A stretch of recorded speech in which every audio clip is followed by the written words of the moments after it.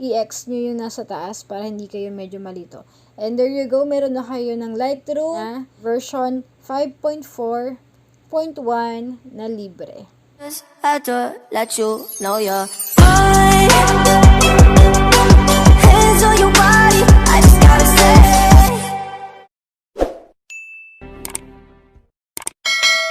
Hi! So welcome back again to Mira Vlogs. This is Mira and I'm making unboxing tutorials and reviews. And for today's video nga, ay tuturuan ko kayo kung paano magkaroon ng Lightroom application for free na premium. Wala siyang bayad and free talaga siya.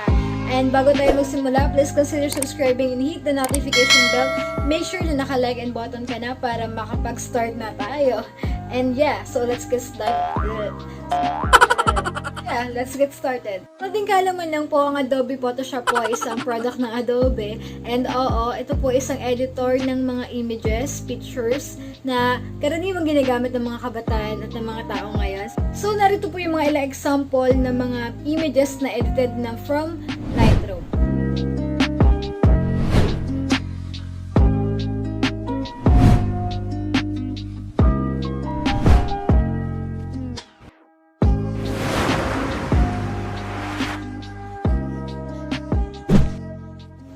Guess what? Updated na po ngayon ng version na to, which is 5.4.1 version, and makukuha mo siya right now.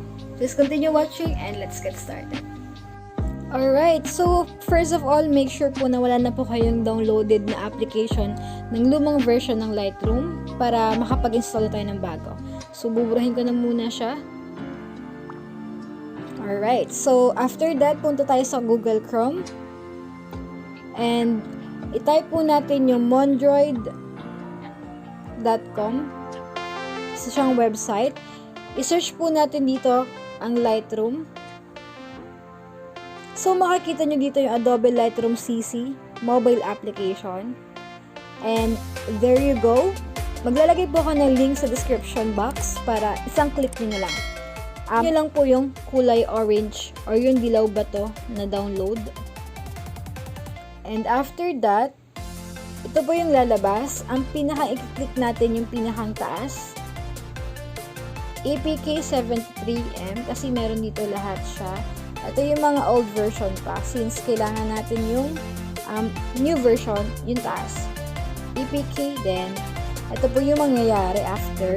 Your link is almost ready. Antayin lang natin habang nag-aantay tayo, dapat lumabas itong download 73M. And there you go, nag-download na po siya. And after that, let's just click that. Install po natin siya. Wait lang natin siya mga friendship, no? Okay, mag-open na siya. Directed na tayo sa pinaka-application. And let's see kung ano bang bago dito sa Lightroom. Version 5.4.1. Update Lightroom. No thanks. Skip lang po natin yan. Click nyo po yung X sa taas. Kailangan lang natin is i-X yung nasa taas na. So, eto na po siya. Meron na po tayong Lightroom. Let's try one picture. Okay, so mag-add lang tayo ng isang picture and i-try natin kung anong meron dito. Buksan natin siya. And there you go. Kompleto na siya mga friendship, no? And then yung healing natin.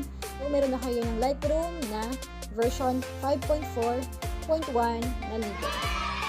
Friendship, hindi ko na po kayo tuturuan kung paano mag-edit dahil hindi mo ako magaling mag-edit. Pero yun na nga, meron na po kayong Adobe Premiere. Meron na po kayong Adobe Lightroom CC sa inyong mga mobile phone at latest version siya, 5.4.1. Friendship, huwag niyong kakalimutan pag nandun na po kayo, pagka-install ninyo, huwag niyo po siyang i-update. Huwag niyo po siyang i-update dahil mapupunta kayo sa pinakang original na Lightroom application kung saan kailangan niyo magbayad para sa premium. And then, after nun, kailangan yung i-X yung sa taas, sa left side siya. So, yun, ganun lang siya kadali. And meron na nga kayong Adobe Lightroom. Kanina po ako Adobe Premiere. Essential na. So, meron na kayong Adobe Lightroom CC. Bago matapos ang ating vlog, mag-shoutout muna tayo kay shoutout sa iyo, Stanley Lucy, and thank you for supporting my vlog. Keep on supporting and yeah, God bless you. This video helped mga friendship and bago matapos ang video na to, please consider subscribing, hit the notification bell button and make sure na thumbs up ka na rin. And maraming salamat. God bless you and bye-bye. See you in my next vlog.